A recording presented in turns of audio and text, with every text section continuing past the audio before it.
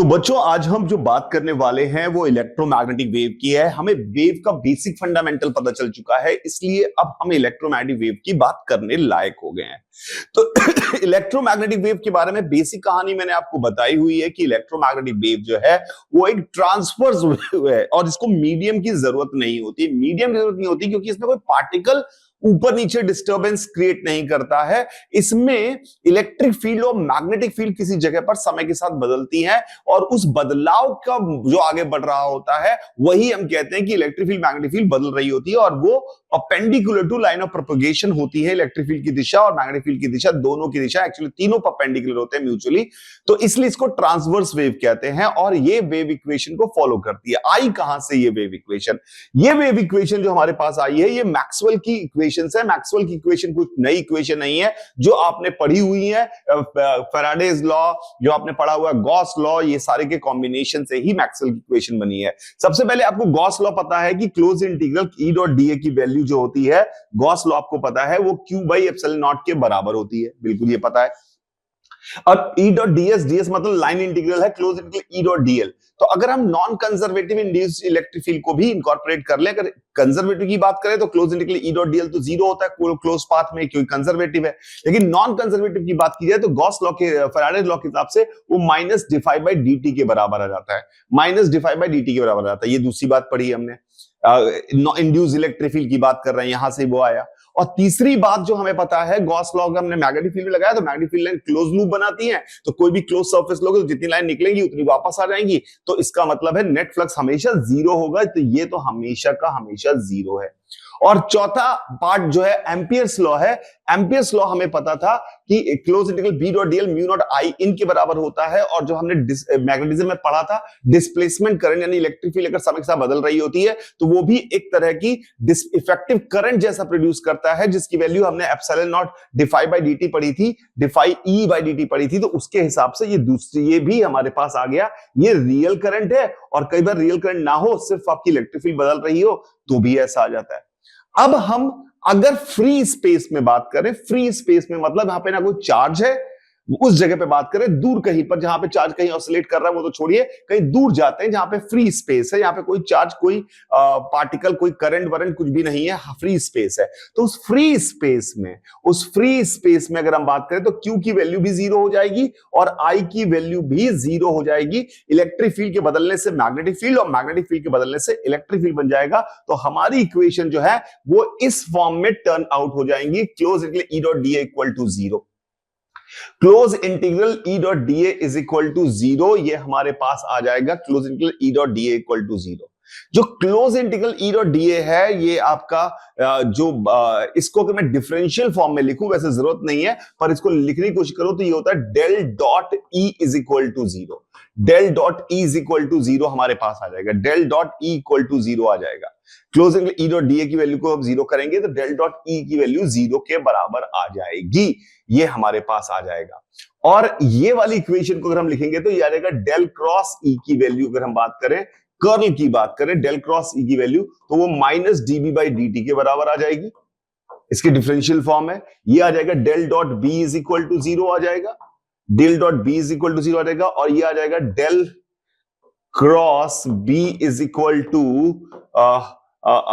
Mu naught epsilon naught DE by D mu naught epsilon naught DE by D. तो ये चार equation हमारे पास turn out होंगी। कोई जरूरत नहीं, फालतू बातें हैं, ये इक्वेशन हमें जानने की जरूरत नहीं है, पर हां इनकी मदद से हम इसको मैथमेटिकली प्रूव कर सकते हैं कि इलेक्ट्रोमैग्नेटिक वेव जो है वो एक वेव है। यही काम मैथमेटिकली मैक्सवेल ने किया था, इसलिए मैक्सवेल की ये चार इक्वेशंस, कई बार ऐसा हो सकता है कि वो चार इक्वेशन आपसे पूछ ले कि कौन सी चार इक्वेशन है, तो याद रखना दो गॉस लॉ और दो फैराडेज लॉ के कॉम्बिनेशन से, Gauss law, Faraday law, ampere law के कॉम्बिनेशन से हमारे पास इक्वेशन बनती है। ये इक्वेशन हमें याद होनी चाहिए, ये इक्वेशन हमें याद होनी चाहिए, ये बात समझ में आ गई हमें। अब अगर हम इलेक्ट्रोमैग्नेटिक वेव में बात करें तो होता क्या है, तो इलेक्ट्रोमैग्नेटिक वेव में आपको यह पता होना चाहिए, इसको लिखा जा सकता है इलेक्ट्रिक फील्ड के टर्म में भी। तो इलेक्ट्रिक फील्ड के टर्म में अगर हम लिखने की कोशिश करें, ये वेव एक्स एक्सिस की तरफ जा रही है, इलेक्ट्रिक फील्ड का लाइन ऑफ वेरिएशन वाई में है, और मैग्नेटिक फील्ड का, तो इलेक्ट्रिक फील्ड के टर्म में लिखने की कोशिश करें तो ये आएगा E naught sine omega T minus के एक्स में जा रही है ये E naught sine omega T minus के x plus theta K cap. ये हमारे पास इलेक्ट्रिक फील्ड की इक्वेशन, ये हमारे पास इलेक्ट्रिक फील्ड का वेव फॉर्म में रिप्रेजेंटेशन हो गया। सिंगल प्रोग्रेसिव वेव की बात कर रहे हैं, प्लेनर प्रोग्रेसिव वेव की बात कर रहे हैं जो एक्स में जा रही है। इंटरेस्टिंगली आपको जो बात याद रखनी है कि इसके साथ साथ ना केवल इलेक्ट्रिक फील्ड, मैग्नेटिक फील्ड भी साथ साथ बदलती रहती है।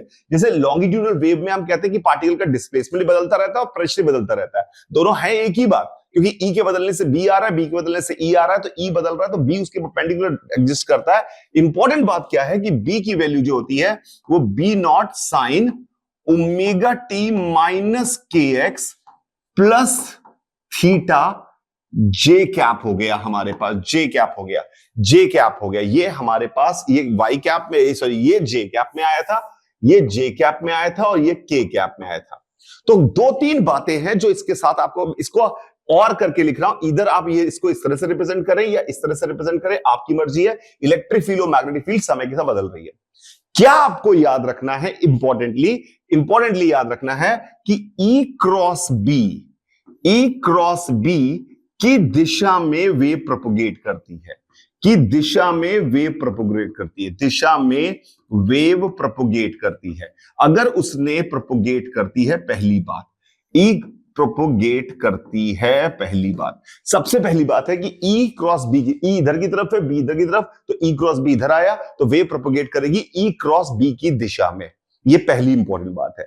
दूसरी इंपॉर्टेंट बात यह है, पहली इंपॉर्टेंट बात इसकी, दूसरी इंपॉर्टेंट बात जो हमारे पास है वो है कि electric field and magnetic field का फेज सेम है, हैव सेम फेज। यानी जब ई मैक्सिमम होगा तो ही बी मैक्सिमम होगा, सेम फेज, इसका फेज सेम है, इसका फेज सेम है, यानी इसका इलेक्ट्रिक फील्ड और मैग्नेटिक फील्ड का फेज सेम है। कई बार आपको अगर मान लो यहां पर कोई बोल दे, अगर इस सवाल में यहां पे इसका थीटा है तो इसका थीटा है, अगर आपको ई और बी को आपको लिखना है यहां पर, तो आपको याद रखना चाहिए कि ई और बी का फेज जो है वो हमेशा सेम रहता है। साइन के अंदर दोनों में सेम नंबर लिखा हुआ आएगा, सेम नंबर लिखा हुआ आएगा। It is very important. पहली इंपॉर्टेंट बात, ई क्रॉस बी की दिशा में वेव प्रोपोगेट करेगी। क्या कहना चाह रहा, मान लो कभी उसने मुझे दे दिया, उसने मुझे इक्वेशन दे दी, यहां पर इक्वेशन दे दी हमें यहां पर कि ई इतना दिया हुआ है, बी इतना दिया हुआ है, तो इन दोनों का फेज सेम होगा, सही बात है। और फेज सेम होने के साथ दिशा कैसे निकालेंगे वो आप निकाल सकते हैं ई और बी से। मुझे उम्मीद है कि आपको समझ में आ गया होगा कि कैसे निकालना है यहां पर। तीसरी इंपॉर्टेंट बात, जैसे आपने पढ़ा था प्रोग्रेसिव वेव में काइनेटिक एनर्जी और पोटेंशियल एनर्जी जो होती है वो हमेशा बराबर होती है किसी भी एलिमेंट की। यहां पर एनर्जी जो इलेक्ट्रोमैग्नेटिक वेव में है वो इलेक्ट्रोस्टैटिक एनर्जी और मैग्नेटिक एनर्जी के फॉर्म में होगी। जैसे वहां काइनेटिक और पोटेंशियल होती थी, यहां electrostatic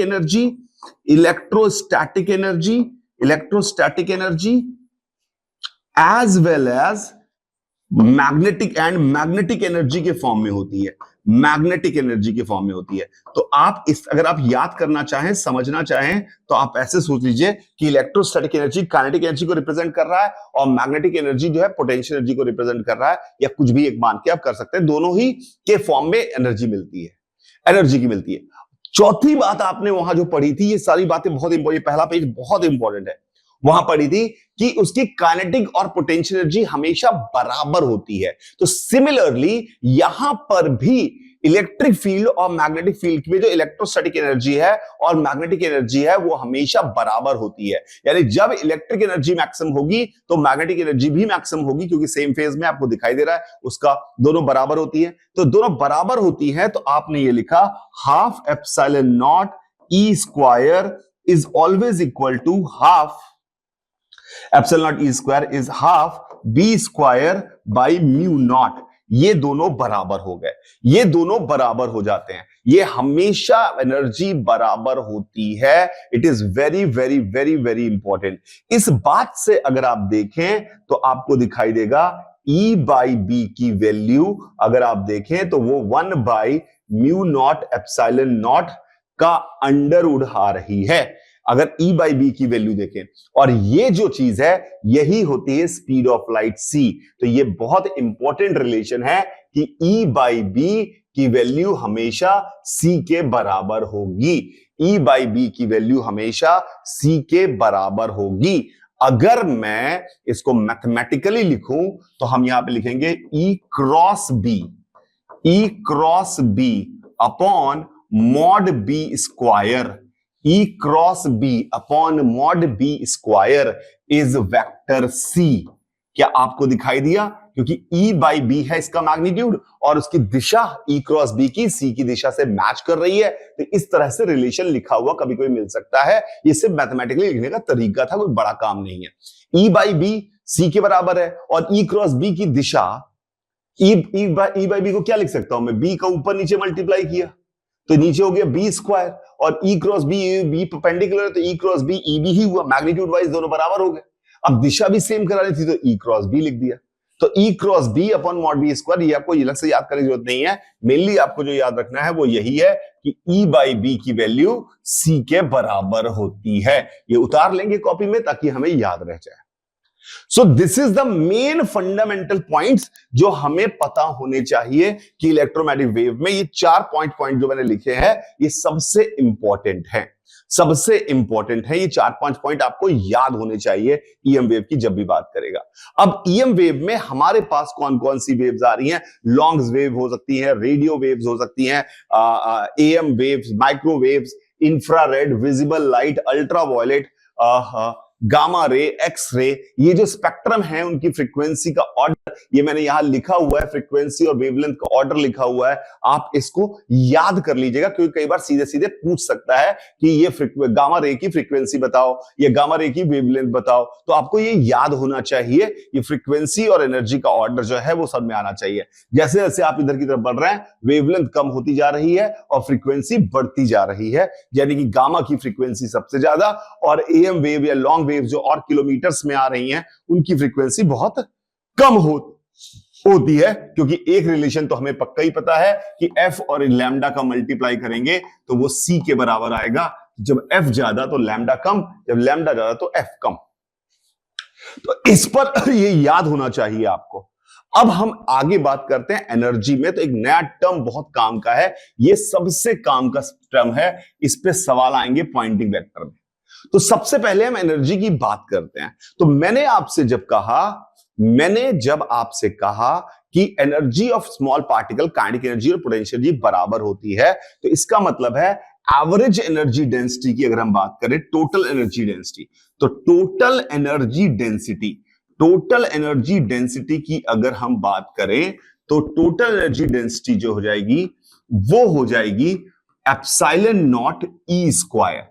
epsilon naught E square आपने कैसे? मैंने कहा half epsilon naught E square और half B square by mu naught, दोनों बराबर हैं। तो टोटल एनर्जी का मतलब होता है इलेक्ट्रिक और मैग्नेटिक दोनों। टोटल एनर्जी का मतलब है इलेक्ट्रिक प्लस मैग्नेटिक एनर्जी दोनों की value epsilon naught E square होती है, जिसकी वैल्यू हो जाएगी epsilon naught E naught square sine square omega T minus के एक्स प्लस थीटा। ये हमारे पास एनर्जी डेंसिटी हो जाएगी। और इसकी एवरेज वैल्यू की बात करें तो average value of energy density अगर हम निकालने की कोशिश करें तो वो हो जाएगी epsilon naught E naught square by 2। Epsilon naught E naught square by 2। तो ध्यान रखिएगा total energy density epsilon naught E naught square by 2 होती है। कई बार इसको एप्सिलॉन नॉट ई आरएमएस स्क्वायर भी लिख के दे देगा, क्योंकि आपको ये पता है ई नॉट पीक वैल्यू है और ई आरएमएस उसकी आरएमएस वैल्यू है। तो इस तरह से energy density, total energy density इतनी होती है। आपने कहा फिर, मैंने कहा टोटल एनर्जी डेंसिटी हमें मिल गई तो हम इसकी इंटेंसिटी भी निकाल सकते हैं। टोटल एनर्जी डेंसिटी, हम ये वाला फॉर्मूला ई नॉट एम्पलीट्यूड है इलेक्ट्रिक फील्ड का, ये याद रखिएगा। ई नॉट एम्पलीट्यूड है इलेक्ट्रिक फील्ड का, तो half epsilon naught E naught square total energy density होती है। टोटल एनर्जी डेंसिटी हमारे पास एवरेज वैल्यू, टोटल की एवरेज वैल्यू ये आती है। अब अगर मैं इंटेंसिटी के बारे में बात करूं, इंटेंसिटी होता क्या है? तो अगर मान लो वेव इधर चल रही है, यहां पर चल रही है, तो अगर मैं यहां पर एक एल लेंथ कंसीडर करूं तो ये वाली सारी एनर्जी मेरे हाथ से पास कर जाएगी एल बाई सी समय में। L बाई सी समय में एनर्जी पूरी की पूरी पास कर जाएगी। मैंने इसका एरिया लिया 1, एरिया इसका लिया 1, एनर्जी यू चल रही है, एरिया इसका 1 लिया। तो क्या इसके अंदर जितनी भी एनर्जी स्टोर्ड है वो मेरे हाथ से गुजर जाएगी L बाई सी समय में? तो क्या मैं कह सकता हूं यहां पर कि L, जैसे कि ये लाइट इधर चल रही थी, ये लाइट इधर चल रही है, ये चल रही है, और मैंने एक यूनिट एरिया लिया, यूनिट एरिया लिया, और मैंने यहां पर यूनिट एरिया में मैंने एक L लेंथ का पार्ट कंसीडर किया। तो मेरे L लेंथ का पार्ट कंसीडर किया, तो मेरे इस हाथ से इसमें कितनी एनर्जी है? इसमें एनर्जी स्टोर्ड है, यू की वैल्यू को देखें तो half epsilon naught E naught square into L into 1, area 1 है। तो this is the amount of energy in this volume. इस वॉल्यूम में इतनी एनर्जी है, इस वॉल्यूम में इतनी एनर्जी है। ये एनर्जी जो है मेरे हाथ से यहां से इस एरिया से गुजरेगी, इस एरिया से गुजरेगी।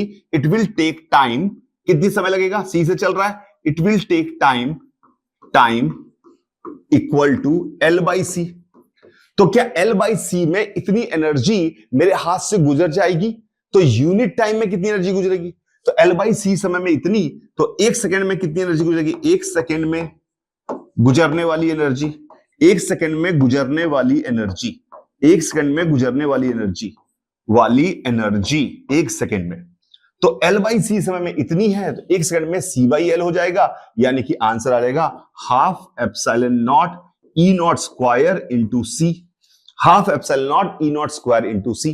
तो this is the amount of energy passing through this cross section in unit time, and the cross section is also unit. तो ये क्या चीज है? ये है 1 सेकेंड में यूनिट एरिया से गुजरने वाली एनर्जी, गुजरने वाली एनर्जी। तो वो हमारे पास एनर्जी जो आ गई, उसकी वैल्यू आ गई half epsilon naught E naught square C. इसी का नाम होता है इंटेंसिटी। इंटेंसिटी कहते किसे हैं? Energy falling per unit time per unit area. तो इंटेंसिटी का फॉर्मूला हमारे पास बन गया I इज इक्वल टू, याद रखना है, half epsilon naught E naught square C, या फिर half B naught square mu naught into C, क्योंकि दोनों के फॉर्म में लिखेंगे सेम ही बात है, क्योंकि ई नॉट बाई बी नॉट की वैल्यू सी के बराबर होती है। तो ये हमारे पास आ गया, तो ये इंटेंसिटी आ गई। तो आपने कहा सर इंटेंसिटी तो ठीक है, आप तो यहां पे कुछ पॉइंटिंग वेक्टर, ये क्या लिखा हुआ है पॉइंटिंग वेक्टर? तो पॉइंटिंग वेक्टर जो है, ये जो है इसको कई बार कहते हैं एनर्जी फ्लक्स भी कहते हैं, एनर्जी फ्लक्स डेंसिटी भी कहते हैं, एनर्जी फ्लक्स डेंसिटी। तो ये क्या है? डेंसिटी। ये एक वेक्टर है जिसका मैग्नीट्यूड इंटेंसिटी के बराबर है। पॉइंटिंग वेक्टर एक वेक्टर है जिसमें हमें पता था कितनी एनर्जी फ्लो हो रही है किस दिशा में। तो इसका जो मैग्नीट्यूड है वो इंटेंसिटी को रिप्रेजेंट करता है। पॉइंटिंग वेक्टर का मैग्नीट्यूड जो है वो इंटेंसिटी को रिप्रेजेंट करता है। पहली बात, पॉइंटिंग वेक्टर का मैग्नीट्यूड इंटेंसिटी को रिप्रेजेंट करता है, और इसकी दिशा जो है वो हमारी, वो रिप्रेजेंट करती है लाइट की दिशा को। तो पॉइंटिंग वेक्टर अगर हम बात करें, पॉइंटिंग वेक्टर जो है इसका मैग्नीट्यूड क्या होगा? मैग्नीट्यूड जो है, एस वेक्टर कह रहा हूं मैं, तो मैग्नीट्यूड जो है इसका, यानी मॉड एस जो है वो इंटेंसिटी है, यानी कि half epsilon naught E naught square into C, half epsilon naught E naught square into C. ये हमारे पास है इसका मैग्नीट्यूड। वैसे वो बदल रहा है, तो half epsilon naught E naught square C की जगह मैं यहां पे इसको लिख सकता हूं एप्सिलॉन नॉट किसी जनरल टाइम पर ई स्क्वायर सी। ये जनरल टाइम पर है, ये तो एवरेज वैल्यू है पॉइंटिंग वेक्टर की, ये जनरल वैल्यू है। जनरल वैल्यू कैसे लिखी मैंने? अरे जनरल वैल्यू आपको पसंद में आया ना, वो कहां से लिखी? ई नॉट बाई 2, तो उसका ई नॉट बाई रूट 2 तो उसकी वैल्यू आई थी कॉस स्क्वायर के फंक्शन को, तो कॉस स्क्वायर की जगह कॉस स्क्वायर लिखा, तो ये हमारे पास इसका मैग्नीट्यूड है half epsilon naught E square C, epsilon naught E square C. और इसकी दिशा किधर है? दिशा किधर है इसकी? दिशा है इसकी सी की तरफ, किसी भी समय पे पॉइंटिंग वेक्टर का जनरल वैल्यू इतनी है, एवरेज वैल्यू इतनी है। General value epsilon naught E square C है, total energy density, total intensity, intensity is a function of time. तो ये इसका पॉइंटिंग वेक्टर है। तो इसको हम कैसे लिख लेते हैं? तो अब हमने लिखा, इसका एस की वैल्यू हो गई एप्सिलॉन नॉट ई स्क्वायर सी वेक्टर। तो एस का वैल्यू ये आ गया। अब उसने तो सर कुछ और तरीके से लिखा है, आपने जो लिखा है। मैंने कहा भैया उसने जो लिखा है उसको भी देख लेते हैं। उसने लिखा 1/μ0 E cross B, 1/μ0 E cross B. तो आपको, अगर आप थोड़ी देर पहले देखे, एप्सिलॉन ई स्क्वायर सी वेक्टर लिख लिया मैंने, एप्सिलॉन नॉट ई स्क्वायर सी वेक्टर लिख दिया मैंने। अब हम इसको अगर ई क्रॉस बी के टर्म में लिखना चाहेंगे तो हम इसको कैसे लिख सकते हैं?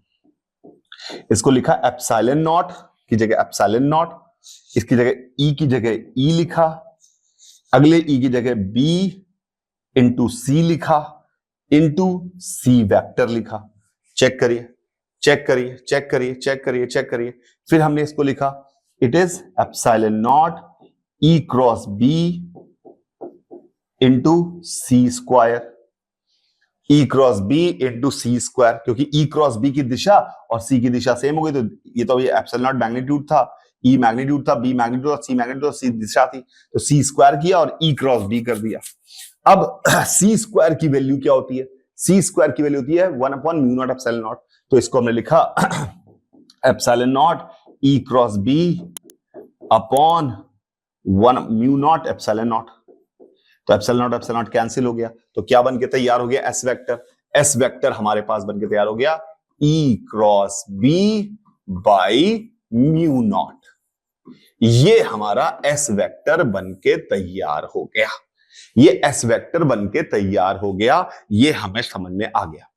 एस वेक्टर बन के तैयार हो गया। एस वेक्टर पे बहुत सवाल पूछे जाते हैं। पॉइंटिंग वेक्टर पे, पॉइंटिंग वेक्टर ही एक्चुअली मेन चीज है। हम बहुत हायर लेवल पे अगर हम पढ़ते हैं तो इस पे बहुत सारी बातें हमें पता चलती है। जैसे कि शायद आपने कभी एक वर्टेशियम का एक वीडियो था, अगर आपने देखा हो यूट्यूब पे, तो वो कहता है कि भैया पावर जो जनरेट होती है हवा में, इलेक्ट्रिक फील्ड मैग्नेटिक फील्ड में होती है, तार के अंदर टक्कर मार मार के कुछ नहीं जनरेट होता। वह इलेक्ट्रिक फील्ड और मैग्नेटिक फील्ड में पावर जनरेट होती है, बल्ब की पावर, हीट लॉस जो होता है।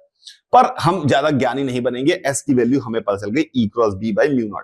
एक सवाल करते हैं, बहुत सुंदर सवाल है, ध्यान से करिएगा।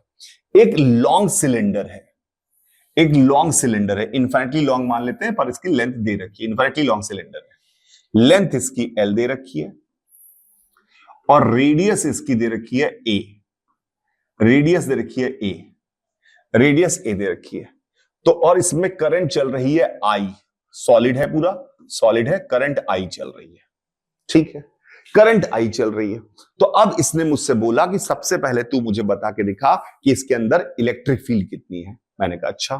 तो इलेक्ट्रिक फील्ड हमें पता, कैसे निकाले? करंट दी हुई है तो हमें पता है ई बराबर रोजे, ई बराबर रोजे। इलेक्ट्रिक फील्ड कितनी है? तो ई बराबर रोजे।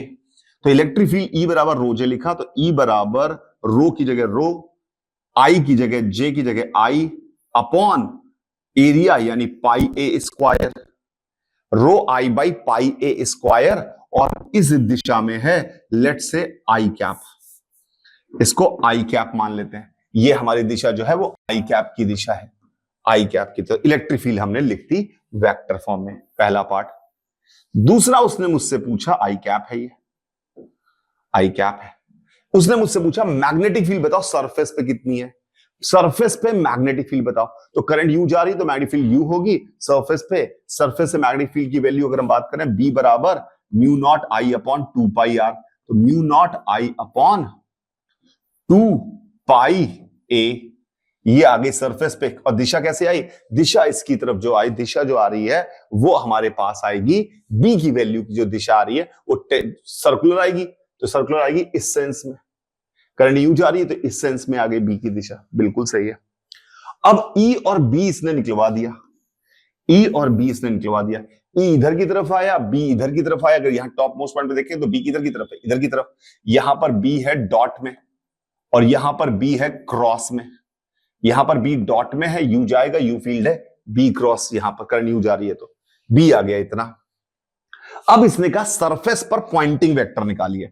तो सरफेस पर पॉइंटिंग वेक्टर निकालिए। तो सरफेस पर पॉइंटिंग वेक्टर की वैल्यू क्या होगी?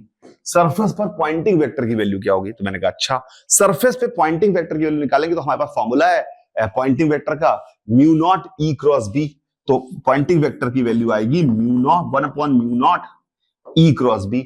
ई क्रॉस बी दोनों परपेंडिकुलर है, सीधे मैग्नीट्यूड होगा। देखते हैं, करंट ई इधर की तरफ है, बी बाहर की तरफ है, तो ई क्रॉस बी इनवर्ड, यानी कि इनवर्ड आया, एस बराबर 1/म्यू नॉट ई क्रॉस बी, यानी rho into I into pi A square into S, ये हमारे पास आ गया 1/म्यू naught rho I by pi A square into mu naught I upon 2 pi A, और डायरेक्शन माइनस आर कैप, अंदर की तरफ है, माइनस, यानी पॉइंटिंग वेक्टर अंदर की तरफ आ गया।